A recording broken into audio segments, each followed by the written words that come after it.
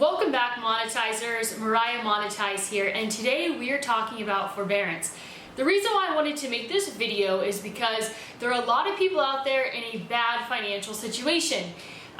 You have probably either lost your job or something related to the coronavirus has impacted your income, therefore making it challenging for you to pay your debts on time. There are different types of forbearance. You can get forbearance in terms of a mortgage, student loans, credit cards, basically any form of a loan. There are options for forbearance. But today we are specifically going to be speaking about forbearance when it comes to your credit cards. So here's the situation that you're in. You either just lost your job, or maybe you are a business and had to shut your doors because of the coronavirus. You have either one or multiple credit cards that are due. The wrong thing to do in this situation would be just to realize that, hey, you can't pay your credit cards and just ignore them. In that case, you're still accruing interest and you're accruing fees, and by the time you're actually going to get back to paying those bills, it's going to be one big headache. But you do not need to do that. As soon as you possibly can, pick up your phone and call your credit card companies. What you're going to do is you're going to ask them for the different forbearance programs that they have.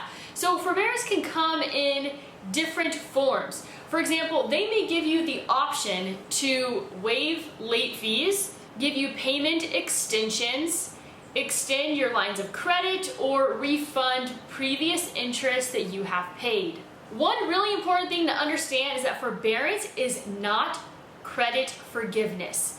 You will still owe the balance of the credit. You may be able to get some forbearance when it comes to the interest or fees, but you will not be able to just wipe out your credit completely. So we're gonna go ahead and look at the pros and the cons of getting forbearance with your credit card. Then I will go into discussion on if it will negatively impact your credit score. Another pro with forbearance is that it gives you more available funds. So for example, let's say you also called your mortgage company to see if you could somehow get forbearance with your mortgage, but you were not able to. If you were able to get forbearance with your credit card, then you're able to allocate those particular funds that would have gone towards your credit card and now aim them at your mortgage. One of the cons with forbearance is if you were to get a credit increase. This could ultimately lead to poor spending habits or buying things that aren't necessarily needed. It may put you in a position where you are purchasing non-necessity items. So the final question is, will forbearance affect your overall credit score? The good news is that your credit will not be negatively impacted if you follow the terms of your forbearance package. So after you have this discussion with a customer support representative, with your credit card company, and if you have the terms laid out and you follow those terms, how they were presented to you, it will not negatively impact your credit score. But one thing to keep in mind is this.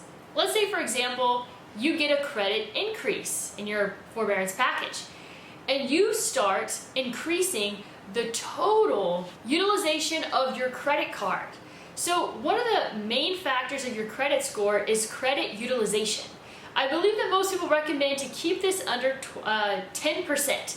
So for example, if you have a credit limit of $10,000, you probably don't want to have a running balance of more than $1,000.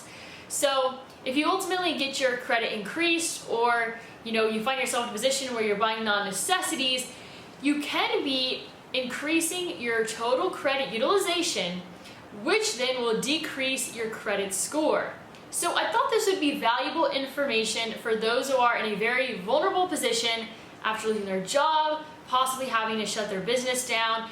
This is something that can really relieve a lot of stress and pressure.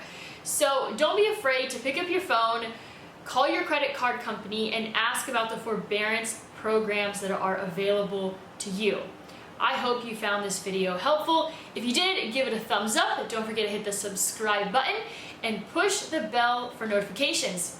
That's all I have for you today. As always, go out there and create a portfolio that you love.